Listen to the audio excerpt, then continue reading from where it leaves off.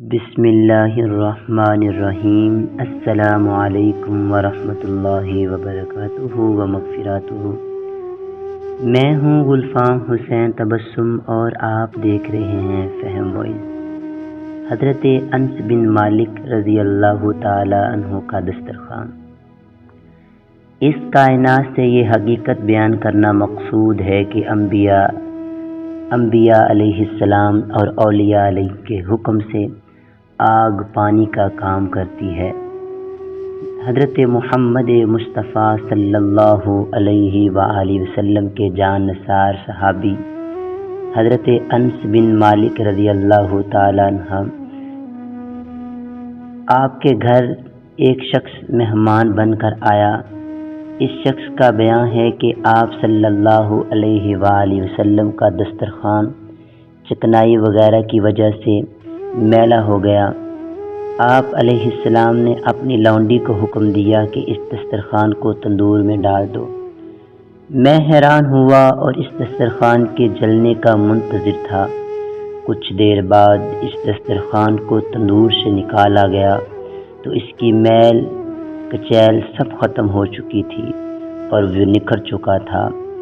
آپ رضی اللہ تعالیٰ عنہ سے جب اس بارے میں دریافت کیا گیا کہ یہ دسترخوان تندور میں کیوں نہیں جلا تو آپ رضی اللہ تعالیٰ عنہ نے فرمایا کہ ایک مرتبہ حضرت محمد مصطفیٰ صلی اللہ علیہ وآلہ وسلم نے اس دسترخوان سے اپنے ہاتھ اور منہ پونجا تھا، اس کے بعد اس پر آگ اثر نہیں کرتی۔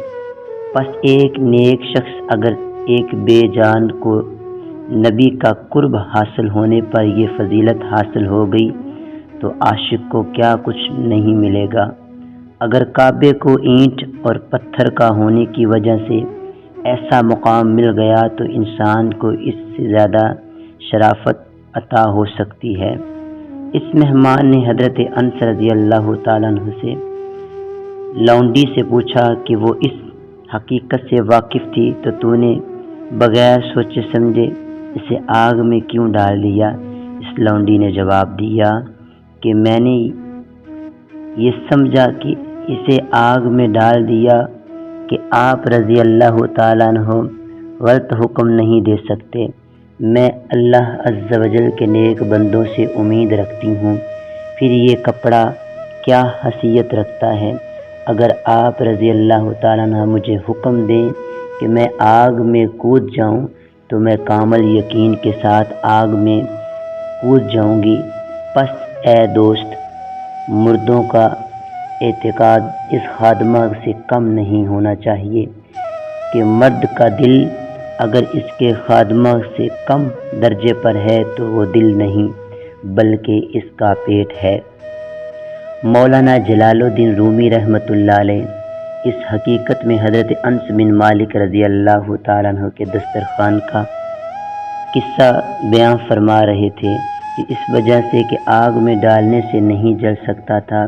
ایک مرتبہ نبی پاک صلی اللہ علیہ وسلم نے اس سے اپنے ہاتھ پونجے تو اس پر تنور کی آگ اثر نہیں کر سکتی، تو جس پر نبی دو جہاں آقا مہربان صلی اللہ علیہ وسلم کی عنایات ہوں، نبی پاک صلی اللہ علیہ وسلم کا خاص فضل ہو، کرم ہو، تو اس بندے کو دوزخ کی آگ کیا اسے دنیا کی آگ بھی نہیں جلا سکتی۔